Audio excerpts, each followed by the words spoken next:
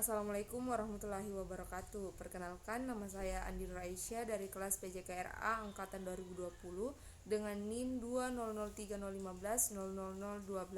Pada video kali ini saya akan mempresentasikan mengenai memahami manusia melalui dimensi filsafat, upaya memahami eksistensi manusia.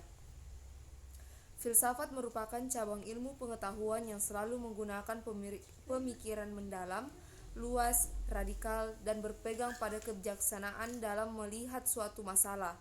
Dengan kata lain, filsafat selalu mencoba mencari hakikat atau maksud di balik adanya sesuatu tersebut.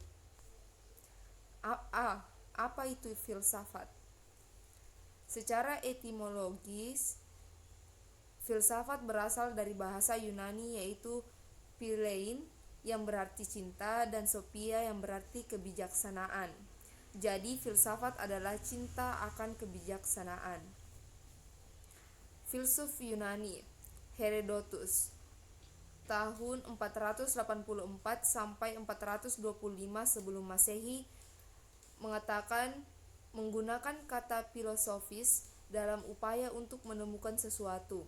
Dalam pengertian, filsafat diberi arti cinta untuk mengetahui dan memuaskan aspek kognitifnya.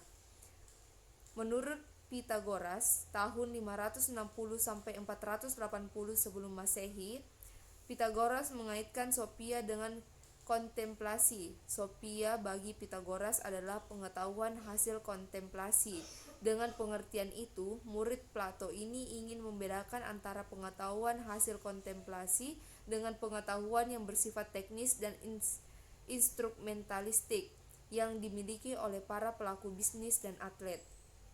Plato tahun 427 sampai 347 sebelum Masehi lebih jauh menunjukkan hakikat filsafat sebagai hasil kontemplasi dalam 5 karakter berikut.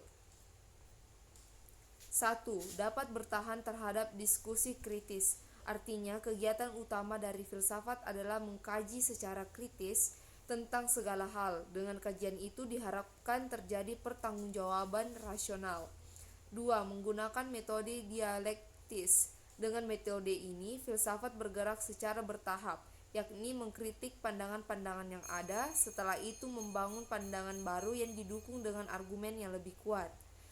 3. Berusaha mencapai realitas yang terdalam. Filsafat menganalisa hal-hal terdalam dari kenyataan. Ia tidak berhenti pada fakta empiris, melainkan berusaha untuk menemukan kebenaran yang terdalam. Filsafat mencari pengetahuan yang sejati serta hal yang hakiki dari realitas. Karena itulah filsafat bersifat mataempiris. 4. Filsafat bertujuan untuk mengungkapkan tujuan ideal realitas.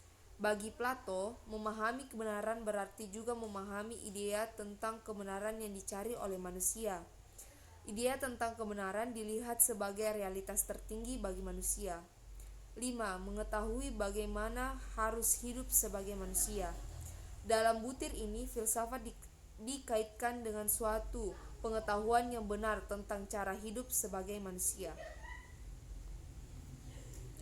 Filsafat dapat didefinisikan dalam 3 hal. 1. Filsafat sebagai hasil perenungan. Dalam pengertian ini, filsafat merupakan perenungan terhadap hasil permanungan atau ide-ide yang ada. Perenungan ini adalah sejenis percakapan yang dilakukan dengan diri sendiri atau dengan orang lain. 2. Sebagai kritik. Dalam pengertian ini, filsafat berusaha mengerti, membedakan, dan mengambil keputusan. 3. Filsafat sebagai ilmu yang berusaha mencari kebenaran secara metodis, sistematis, rasional, dan radikal melampaui kebenaran dan pertanggungjawaban. Filsafat adalah daya upaya manusia dengan akal budinya untuk memahami, mendalami, dan menyelami secara radikal dan integral serta sistematik mengenai ketuhanan, alam semesta, dan manusia, sehingga dapat menghasilkan pengetahuan tentang bagaimana hakikatnya yang dapat dicapai akal manusia dan bagaimana sikap manusia seharusnya setelah mencapai pengetahuan tersebut. B. Eksistensi manusia sebagai individu. 1. Tahap estetis. Tahap estetis adalah tahap di mana orientasi hidup manusia sepenuhnya diarahkan untuk mendapatkan kesenangan. Pada tahapan ini, manusia dikuasai oleh naluri-naluri seksual, libido, oleh prinsip-prinsip kesenangan yang hedonistik, dan biasanya bertindak menurut suasana hati atau mood. Kierkegaard mengambil sosok Don Juan sebagai model manusia estetis. Don Juan hidup sebagai demonis yang tidak mempunyai komitmen dan ketertiban apapun dalam hidupnya. Manusia estetis bisa mewujud pada siapa saja, termaksud pada para filsuf, ilmuwan, sejauh mereka tidak memiliki passion, tidak mempunyai antusiasme, komitmen, dan keterlibatan tertentu dalam hidupnya. Jiwa estetis mereka tampak dari pretensi mereka untuk menjadi penonton objektif kehidupan. Mereka hanya mengamati dan mendeskripsikan setiap kejadian yang mereka amati dan alami dalam kehidupan tanpa berusaha untuk melibatkan diri ke dalamnya. 2. Tahap etis. Memiliki hidup dalam tahap etis berarti mengubah pola hidup yang semula estetis menjadi etis. Pada semacam perobatan di sini, di mana individu mulai menerima kebajikan-kebajikan moral dan memilih untuk mengingatkan diri kepadanya. Prinsip kesenangan, hedonisme, dibuang jauh-jauh dan sekarang ia menerima dan menghayati nilai-nilai kemanusiaan yang bersifat universal. Sudah mulai ada passion dalam menjalani kehidupan berdasarkan nilai-nilai kemanusiaan yang dipilih secara bebas. Perkawinan merupakan langkah perpindahan dari eksistensi estetis ke eksistensi etis. Hidup manusia etis tidak untuk kepentingan sendiri, melainkan demi nilai-nilai kemanusiaan yang jauh lebih tinggi. Jiwa individu etis mulai terbentuk sehingga hidupnya tidak lagi tergantung pada masyarakat pada zamannya. Akar kepribadiannya cukup tangguh dan kuat, agar kehidupan ada dalam dirinya sendiri dan pedoman hidupnya adalah nilai-nilai kemanusiaan yang lebih tinggi. Maka dengan berani dan percaya diri, ia akan mengatakan tidak pada setiap tren yang tumbuh dan berkembang dalam masyarakat dan zamannya, sejauh tren itu tidak sesuai dengan suara hati dan kepribadiannya. 3. Tahap religius. Keontentikan hidup manusia sebagai subjek atau aku baru akan tercapai kalau individu dengan mata tertutup lompat dan meleburkan diri dalam realitas Tuhan. Lompatan dari tahap etis ke tahap religius jauh lebih sulit dan sublim daripada lompatan dari tahap estetis ke tahap etis. Maka secara rasional kita bisa mempertimbangkan segala konsekuensi yang mungkin akan kita hadapi. Sedangkan lompatan dari tahapan etis ke tahapan religius nyaris tanpa pertimbangan-pertimbangan rasional. Dalam subjektivitas transenden, tanpa rasionalisasi dan tanpa ikatan pada sesuatu yang bersifat duniawi atau mundane. Individu yang hendak memilih jalan religius itu subjektivitas yang hanya mengikuti jalan Tuhan dan tidak lagi tertarik baik pada nilai-nilai kemanusiaan yang bersifat universal, eksistensi etis, maupun pada tuntutan pribadi dan masyarakat atau zamannya. Tahap estetis. C. Hakikat manusia dalam pandangan filsafat. Para ahli pikir dan ahli filsafat memberikan subutan kepada manusia sesuai dengan kemampuan yang dapat dilakukan manusia di bumi ini. A. Manusia adalah Homo sapiens, artinya makhluk yang mempunyai budi. B. Manusia adalah animal rasional, artinya binatang yang berpikir. C. Manusia adalah Homo loquens, artinya makhluk yang pandai menciptakan bahasa dan menjelmakan pikiran manusia dan perasaan dalam kata-kata yang tersusun. D. Manusia adalah Homo faber, artinya makhluk yang terampil. Dia pandai membuat perkakas atau disebut juga tool making animal, yaitu binatang yang pandai membuat alat. E. Manusia adalah zoon politikon, yaitu makhluk yang pandai bekerja sama, bergaul dengan orang lain, dan mengorganisasi diri untuk memenuhi kebutuhan hidupnya. F. Manusia adalah Homo economicus, artinya makhluk yang tunduk pada prinsip-prinsip ekonomi dan bersifat ekonomis. Manusia adalah Homo religius, yaitu makhluk yang beragama. Ilmu yang mempelajari tentang hakikat manusia disebut antropologi filsafat. 1. Masa rohani dan jasmani. A. Aliran serba zat. Faham materialisme.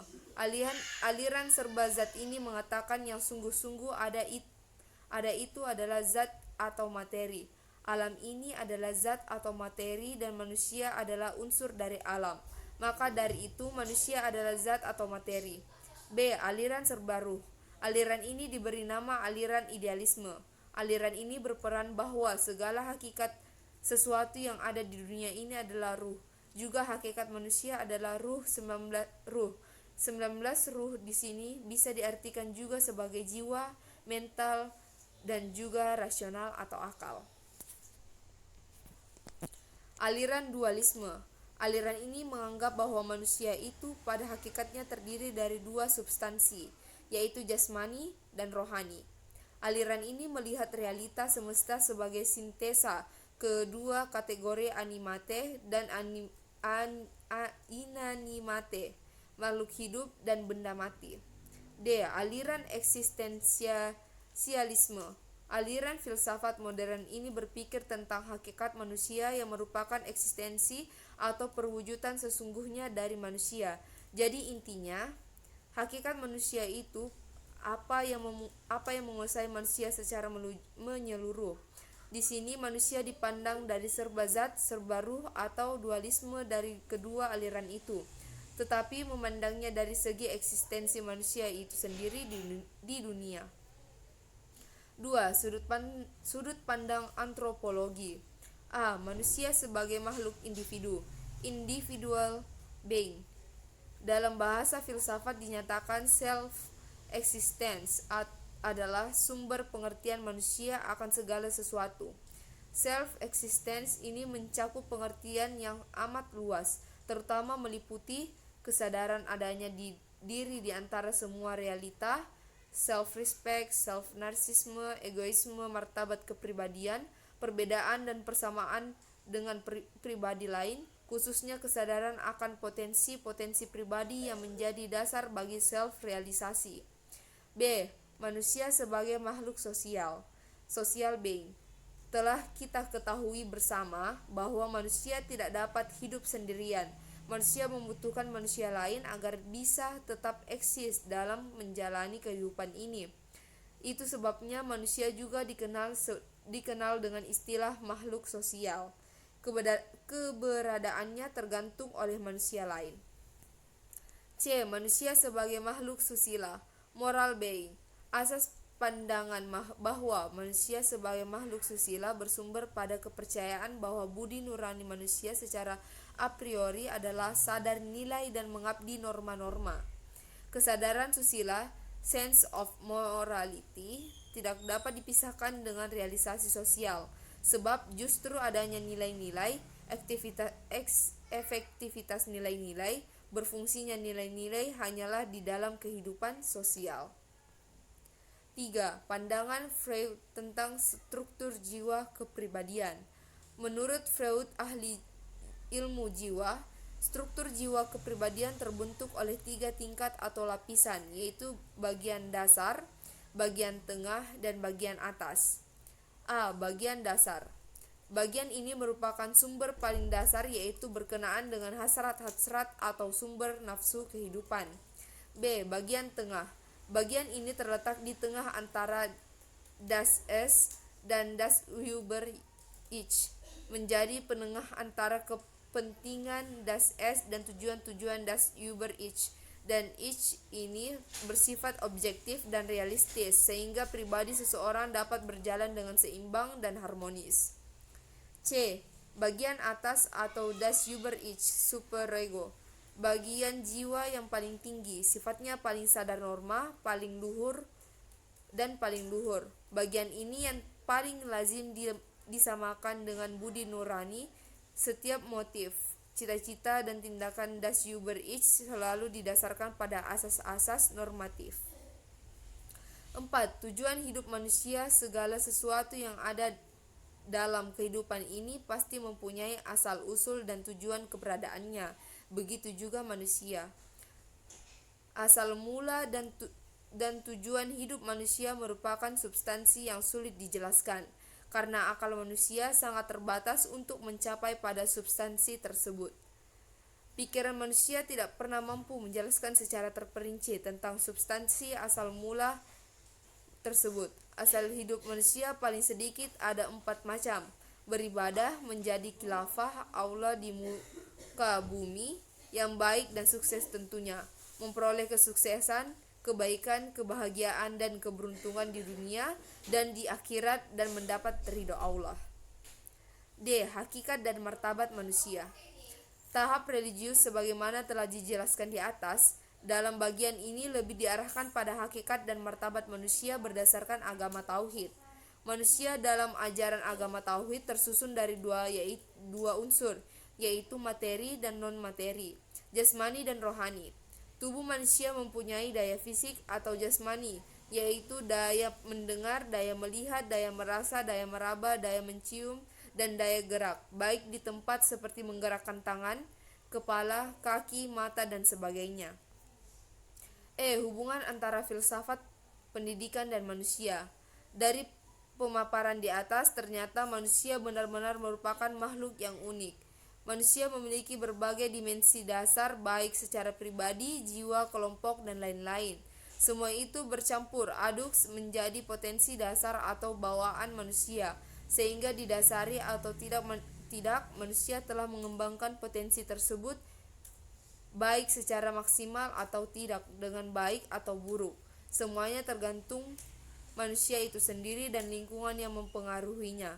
Kaitan dengan hal tersebut dengan akal manusia yang bisa dikatakan jenius manusia pada umumnya. F. Kesimpulan. Filsafat manusia menyoroti gejala dan kejadian manusia secara sintesis dan reflektif, serta memiliki ciri-ciri ekstensif, intensif, dan kritis. Kalau demikian, maka dengan mempelajari filsafat manusia berarti kita dibawa ke dalam panorama pengetahuan yang sangat luas, dalam dan kritis, yang menggambarkan esensi manusia. Panorama pengetahuan seperti itu paling tidak memiliki manfaat ganda, yakni manfaat praktis dan teoritis. Sekian dari saya, terima kasih.